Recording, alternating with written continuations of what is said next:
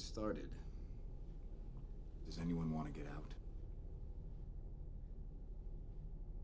Oh, this is a good one, and it's my favourite in the franchise. So after this entry in the MCU, Disney just kept throwing money at the Russo brothers to make the best MCU movies in the franchise, and are now coming back to direct the next Avengers movies while Robert Downey Jr. decided to tag along because who's Iron Man? I'm Doctor Doom. Deal with it. I mean, the Russo brothers pretty much have enough cash now to hire Sydney Sweeney to do a body wash advert as FU money if they wanted to. And after the release of one of the biggest film crossovers of all times, Marvel's The Avengers back in 2012, Marvel's Phase 2 was officially in effect with Captain America the Winter Soldier as part of the second stages in Marvel's big plans. While the first film in the trilogy was a great callback to the golden age of superheroes, the Russo brothers saw that film and thought, oh, you want fun superhero movies? Here's a fun Captain America story you'll love. But with that being said, I'm As of the Pop Culture Viking, and with spoilers ahead, let's take a pop culture look into Captain America the Winter Soldier. Too shy or too scared? Too busy. Was he wearing a parachute? No. No, he wasn't. So after Phase 1 was finished with the release of 2012's The Avengers, which all 6 films earned $3.8 billion at the box office, which earned Marvel enough cash to hire Anthony Starr to do a random mobile game advert as FU money if they wanted to, plans for Phase 2 started with the release of Iron Man 3 in 2013, and then followed by Thor: The Dark World that same year. But plans for the sequel to Captain America was discussed before the release of the first Captain America film. In April 2011, screenwriters Christopher Marcus and Steve McFeely announced that Marvel had already hired the duo to work on the film's sequel, where Chris Evans said in September that year that a sequel wouldn't be released until 2014, and Neil McDonough, who played Dum Dum Dugan in the first Avenger, mentioned in 2012 that a sequel would likely be filmed after the completion of Thor: The Dark World before the end of 2012. Disney said the second installment will pick up where the Avengers leaves off, as Steve Rogers continues his affiliation with Nick Fury and S.H.I.E.L.D. and struggles to embrace his role in the modern world, which apparently at the time of recording is still going bloody great. By March 2012, Marvel whittled down the possible directors for the sequel to 3 candidates, which included George Nolfi, F. Gary Gray, and Anthony and Joseph Russo. However, in April that year, F. Gary Gray withdrew his name from consideration, choosing instead to direct the 2015 NWA biographical film Straight Outta Compton, which is an amazing biopic that everyone needs to bloody watch. By June 2012, the Russo brothers entered negotiations to direct the sequel. Feige sorted out the Russos after watching the season 2 final of Community, which Joe directed, and for the additional ideas they brought to the initial story pitch. At the 2012 San Diego Comic-Con, it was announced that the official title for the sequel was Captain America the Winter Soldier, and that the Russo brothers would direct the film. After the Russo brothers signed on, they met with comic book writer Ed Burbanker, who wrote the Winter Soldier comic, to ask more questions about the Winter Soldier. Now, because the next film is focusing on the Winter Soldier story from the comics, changes had to be made to the script, as not only the writing for the film started in 2011, but also had to fit into the now established MCU. Because Marcus and McFeely were figuring out the story back in 2011, they were hoping for a sequel to happen and had several ideas they could use. I mean, it does sound a bit silly that a sequel wasn't going to happen, but just remember, at the time, the MCU only had 4 movies released, so it was a risk to develop a sequel so early. Most of the ideas of Steve Rogers adjusting to the modern world, more information about S.H.I.E.L.D., and some flashbacks of World War II made it into the film. Once the Winter Soldier was brought in, only some ideas got readjusted or chucked in the bin, as the structure of the story didn't change much. Only some of the World War II flashbacks got cut, and a challenge was how to add the Armin Zola twist into the story. Marcus and McFeely wanted to adapt Ed Burbank's Winter Soldier storyline from the comics, which they described as the tone of Cap's modern franchise. But it took the duo 6 months to convince themselves they could do it. While Chris McKenna, who worked with the Russo brothers on the sitcom Community, contributed to the script by writing jokes for the film. In the meantime, while thinking how to progress from the war film tone of the first Avenger, the writers settled on the conspiracy genre for the screenplay, and critiqued 3 Days of the Condor, The Parallax View, and Marathon Man as influences, feeling it better conveyed Captain America's trust issues and contrasting values in the new world he is living in. 3 Days of the Condor was used as the main source of the script structure, following the idea that the protagonist is being chased by a threat they, along with the audience, only discover halfway through the film. Kevin Feige described the film as a political thriller, and as the duo struggled to figure out the third act, Feige suggested that S.H.I.E.L.D. be brought down and have Captain America fight the agency. The writers thought this was a great story point for implementing the physical manifestation of Cap changing the world. Marcus even noted how the 1970s comic had similar conspiracies. The writers noted similarities to how Stan Lee reinvented Captain America in the 60s and 70s, with the Captain dealing with all sorts of the same things that the country was dealing with, like Vietnam and Watergate. Other ideas added to the film was Captain America teaming up with some of the Avengers. But unlike other certain characters like Iron Man or Thor who were dealing with their own personal problems in their own movies, instead the Winter Soldier uses other members who would be available and made more sense to use who are part of S.H.I.E.L.D., like Black Widow and Nick Fury. Hawkeye was considered to replace Black Widow or to be used as a supporting character to give the character more to do,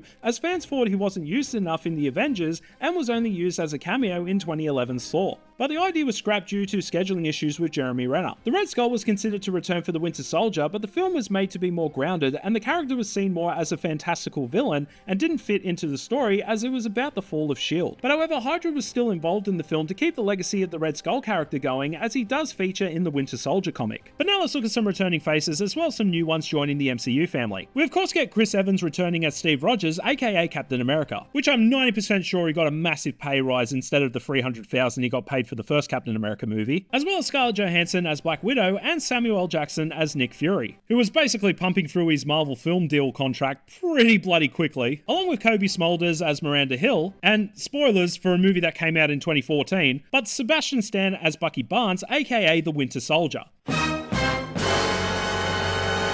And joining the MCU, we have Anthony Mackie as Sam Wilson, also known as the Falcon, Emily Van Camp as Sharon Carter, also known as Agent 13, Frank Grillo as Brock Rumlow, who later becomes Crossbones in Captain America Civil War, and Robert Redford as Alexander Pierce. Toby Jones as Armin Zola and Hayley Atwell as Peggy Carter return in minor roles, along with Maximilio Hernandez and Gary Shandling reprising their roles from previous MCU films as Jasper Swintle and Senator Stern. Other additional cast members include Australia's own Cullen Mulvey as Jack Rowlands, who must have got some brain damage from finding Captain America throughout this movie because he thought it was a good idea to fight Batman a couple of years later. UFC legend George St. Pierre as Batroc, Jenny Agutter as Hawley, along with Chen Han, Alan Dale, and Bernard White appear as members of the World Security Council. Plus cameos that include comedic actors Danny Putty and DC Pearson from Community, Gary Sinise who narrates the Captain America themed Smithsonian Institution exhibition, and of course we get the famous cameo of Stan Lee as a security guard at that same exhibition. Oh man, I am so fired.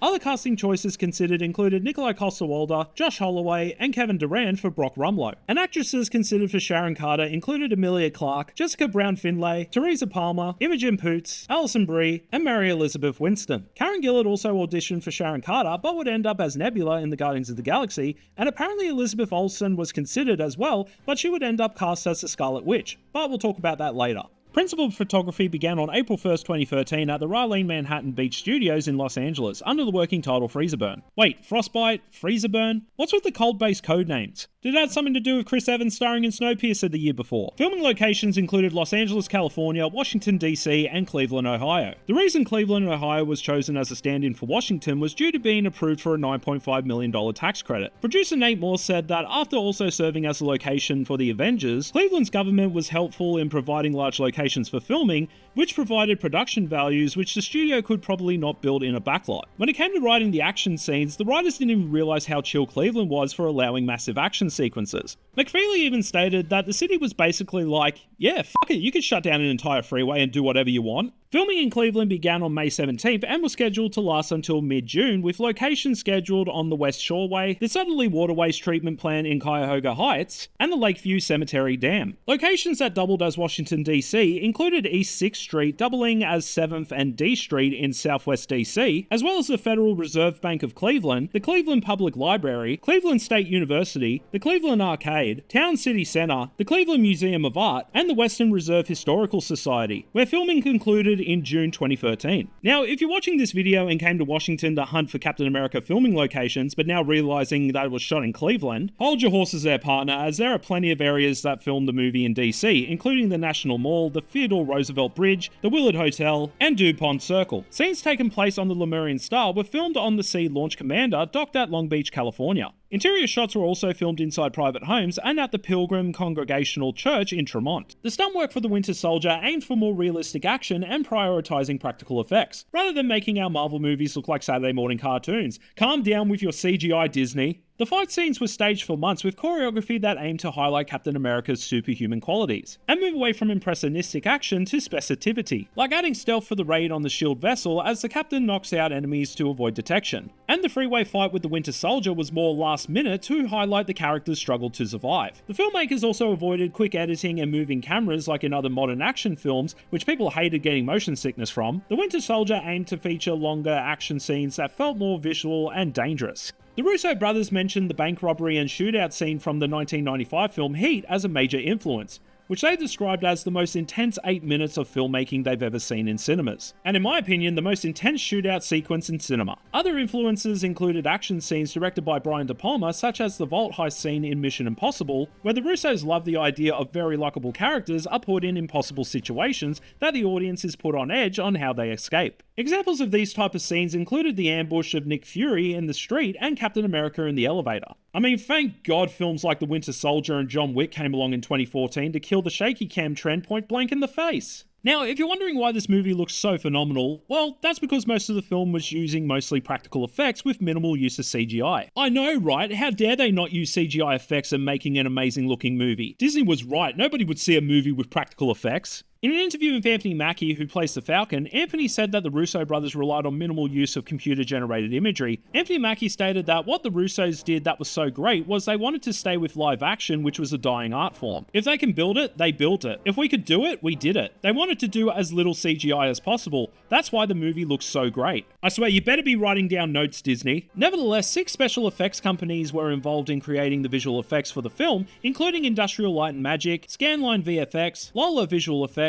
Luma Pictures, Whiskey Tree, and The Embassy, with pre-visualization completed by Proof. The film contained 2,500 visual effects shots, with 900 worked on by Industrial Light and Magic. The film featured extensive use of digital doubles. ILM visual effects supervisor Russell Earl said that the character that they did the most work on was Falcon. They knew they were going to do CG wings and did some shots with wires and some with stunt doubles and head replacements, including a digital double. Lola VFX, who worked on the pre-serum Steve Rogers scenes in this film and the first Avenger, also worked on shots featuring an elderly Peggy Carter. This involved digitally transposing the facial features of an elderly actress onto the face of Hayley Atwell, who had performed her lines with no makeup and only a few tracking markers. The helicarriers in the film were completely digital, because they obviously don't exist, and even if they do exist, that's equal parts cool and terrifying. Russell Earl from ILM mentioned that the helicarriers were different this time around compared to the Avengers, as it's an aircraft carrier with the addition of battleship-sized guns. The visual effects team were all over the carriers with the virtual camera, scanning around the upper decks, flying next to them, as well as a lot of close-ups and different angles, along with using CGI environments for the close-ups. And not only they had to digitally make one carrier, but 3 of them, and had to destroy them after creating them. The challenge was to get in all the details to make it feel like it's a real working ship. They created details down to the railings and all the human scale stuff. For all the shots in which they were destroying them, they had to have the internals as well, like the hallways and the storage areas. I swear, that's like your boss giving you the Millennium Falcon Lego set and then paying you to destroy it after days of building it.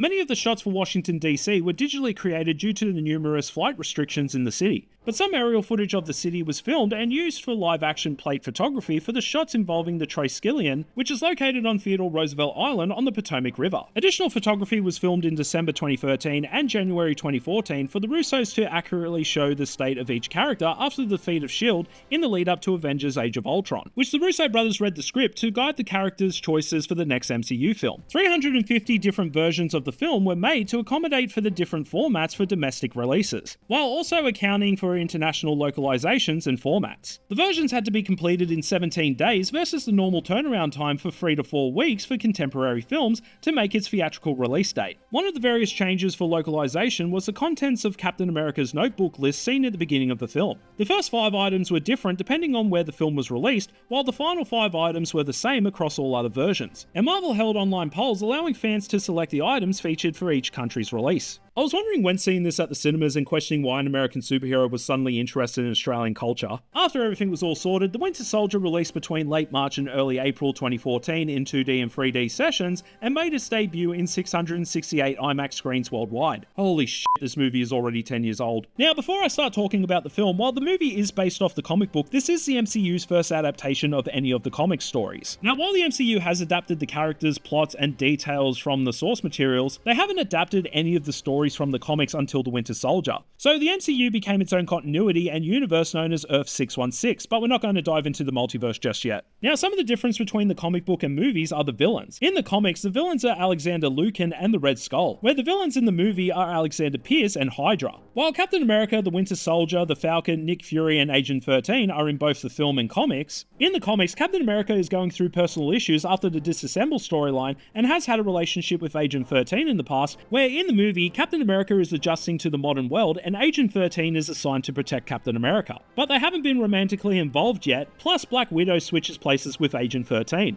Bucky is more violent in the comics, and that's before he becomes the Winter Soldier. Also, speaking of the Winter Soldier, it's the Russians that created the Winter Soldier and not Hydra. But they kept the red star on his arm for the movie because Germans and Russians are apparently the same. But once Bucky is brainwashed into the Winter Soldier, he's still an unstoppable assassin in both the comic and the movie. Also, Iron Man makes an appearance to help out Captain America and the Falcon to fight the company AIM in the comics, but Iron Man already fought them in Iron Man 3. There are also other minor things as well, like Super Soldier sleeper agents, Crossbones, the Cosmic Cube aka the Tesseract, and advanced technology in the comics. But I'll leave it at that, as I don't want to give too many spoilers away for the Winter Soldier comic if you're interested in reading the comic book. But now here's the part where I give my personal review after a rewatch. Set 2 years after the events of the Avengers, Steve Rogers is back working for S.H.I.E.L.D., adjusting to the new world. But a plot to take down S.H.I.E.L.D. has begun, with Captain America on the run while confronting a mysterious assassin known as the Winter Soldier. Now, this movie is bloody fantastic. Like, the action, the story, the suspense, the villains, the surprises. Like,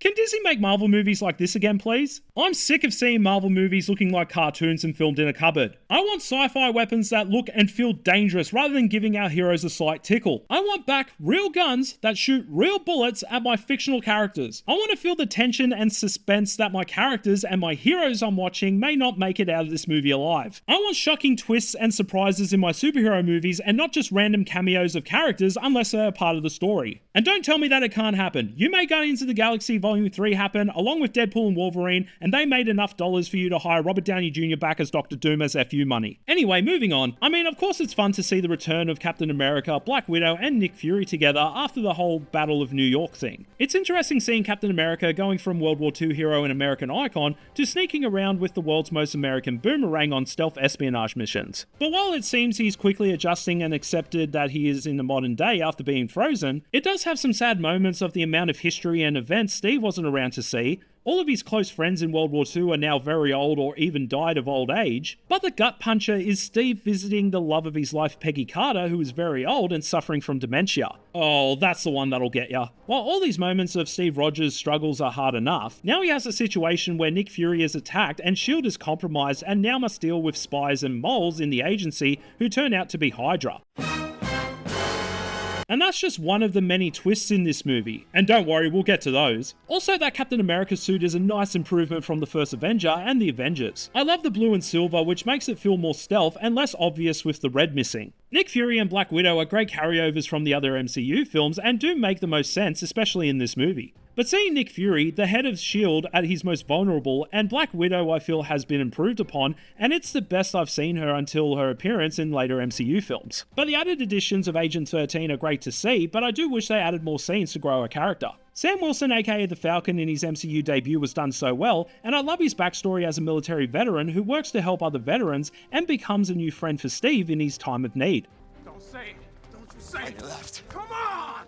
But the villains are perfect in this movie, with Alexander Pierce as a government suit who goes from ally to enemy, who you know is going to cop it, and along with Brock Rumlow, who's a great side villain that goes from friend to enemy and who would later become Crossbones. Also, speaking of minor Captain America villains, I love that Batroc makes an appearance and just gets dropped by Captain America. But the Winter Soldier is the highlight villain in this movie. Just this random guy with a robotic arm made of vibranium, which is the same material as Captain America's shield. Like, the bloke just fucking catches Captain America's shield and throws it back at him because fuck your shield. The musical score makes him sound like a horror movie villain. He's pulling doors off and pulling a bloke out of a moving car with one arm. He catches a knife mid-air during a fight with Captain America of all people. Let's talk about the action. Honestly, if it wasn't for the Winter Soldier, action scenes would still be using shaky cam and quick cuts, until John Wick came out later that year and said, hold my whiskey. The on-set locations, choreography, action sequences are just gorgeous. And the scenes are the most memorable in the MCU, from Nick Fury's ambush and car chase, Captain America and the Winter Soldier's first encounter, the elevator fight, the highway chase, and shootout. Oh, Jesus, Mary and Joseph, it's so good.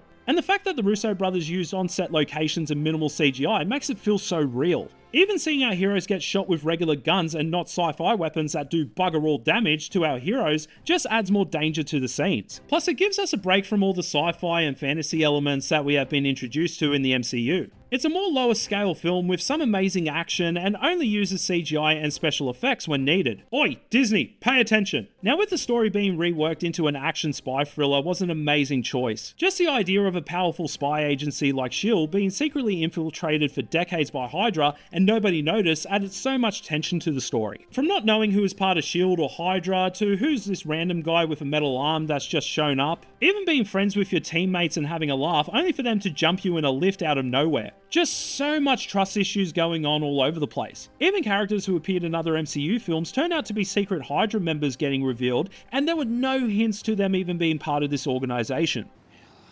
And the amazing and shocking moments that are involved in this movie are the best in my opinion until Infinity War and Endgame came out. From Nick Fury getting shot and killed until it's revealed he faked his death to stay off the grid, Armin Zola from the previous movie is revealed as a machine, Hydra's plan is to create chaos and force humanity to give control to Hydra and eliminate any threats that could stop him. But the biggest reveal in the film was that the Winter Soldier was Bucky the whole time, which was fun to see everyone's reaction in the cinema who clearly didn't read the comics. Also, you can clearly see that the Winter Soldier is Bucky when he's meeting with Alexander Pierce. But even if you knew Bucky was the Winter Soldier, having the details of him being regularly frozen, brainwashed, and forced to carry out assassination missions for Hydra is not only shocking, but also tragic. Also having those moments of remembering the best friend Steve Rogers had and fought through World War II with, to becoming the deadliest assassin who lost his arm and is filled with the super soldier serum added more tension to the already suspenseful film. Black Widow and Nick Fury stopping Pierce, and the final showdown between Bucky Barnes and Steve Rogers, who is rocking his World War II suit. And seeing Captain America trying to get Bucky to snap out of it and not wanting to kill his best friend is a heartfelt moment before he starts getting his head caved in. Stop! He's already dead! But towards the end, seeing Bucky finally snap out of it after Captain America says, "'Cause I'm with you to the end of the line." and both surviving the helicarrier crash, the fall of S.H.I.E.L.D. and Nick Fury going into hiding, love the Pulp Fiction reference, and we leave with Steve Rogers and Sam Wilson on the hunt to find Bucky Barnes while Bucky tries and regains his memory. And let's not forget the mid-credits scene to set up for Avengers Age of Ultron, where we meet with Baron Wolfgang von Strucker at a Hydra lab, which we see him observing in a prison cell, with the prisoners turning out to be Quicksilver and the Scarlet Witch. Sorry, what the fuck? God, after a rewatch, it really makes me miss MCU movies like this. It feels like a nice break from the bigger scale MCU movies like the Avengers films and just focusing on characters and smaller scale stories. This is a prime example for anyone that's wanting to make another superhero film to learn from this one, especially now that superhero movies are very reliant on CGI, and it's understandable for certain superhero films that need it for obvious reasons, but for movies like Captain America, it makes more sense to do this style of filmmaking. And this is a sequel that did plenty of things right with minor issues from the first movie and improved and elevated upon its sequel, being an amazing superhero story that's full of surprises and memorable moments. And I hope we get more MCU movies like this again. Looks like you're giving the orders now, Captain.